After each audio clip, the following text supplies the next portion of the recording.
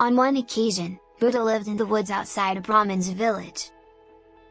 There was a large farm near the village, owned by a Brahmin who everyone calls him the farming Brahmin Duapo.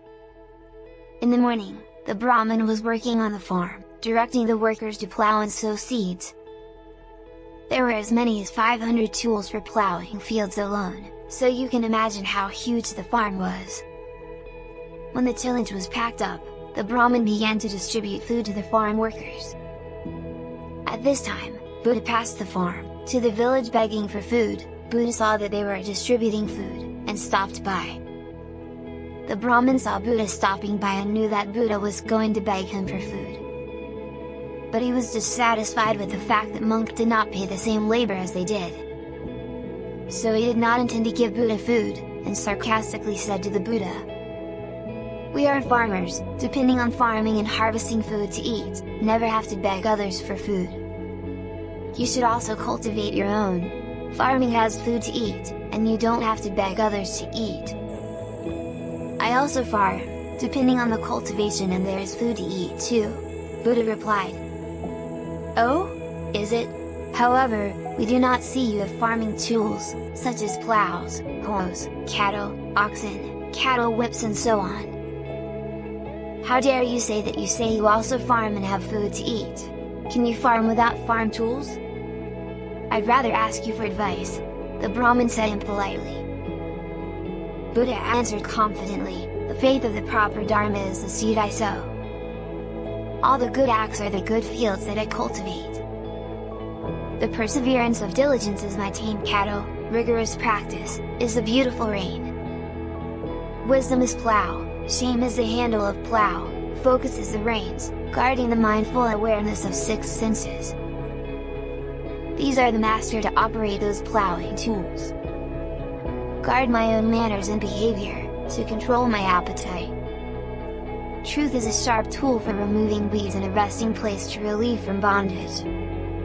Diligence is the most load-resistant cattle, to let me be faster and steadily forward. Take me away from the bondage to safety, no more sorrow, no more turning back. I was farming like this, immortality is the harvest of my farming." The Brahmin listened. There is such a different farming, and deeply shocked. He admired Buddha, said that Buddha is the best person to cultivate the field. But also Buddha implanted the confidence. So, prepared a wealth of food, desired to feed Buddha. Buddha said that it was always for the benefit of the listener, not to win food to eat, so refused to accept food in this case.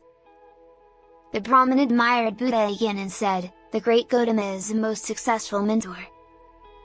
The righteous law of the venerable Buddha, which guides the failures to arise, unveil the overshadowed.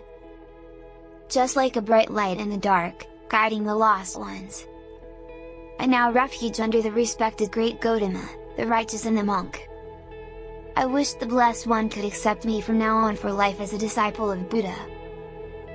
This story, to dispel the common people's misunderstanding of monks and practitioners not working.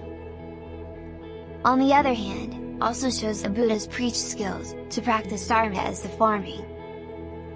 To make clever explanations on faith, the practice of good deeds, diligence, wisdom, shame, devotion, mindfulness, and other essentials of practice. Describing the relief of undead, compared to the harvests of farming. To facilitate the good farmers easy to understand and accept. Death is not adored by the public. Thus, the story of the Buddha to compare undead as the result of farming may have a strong attraction to the general population. In fact, not dead is also not alive back to the beings of earth. Nirvana is the freedom, exemption and unleash from the suffering, desire and the momentary illusion of transitory earth living.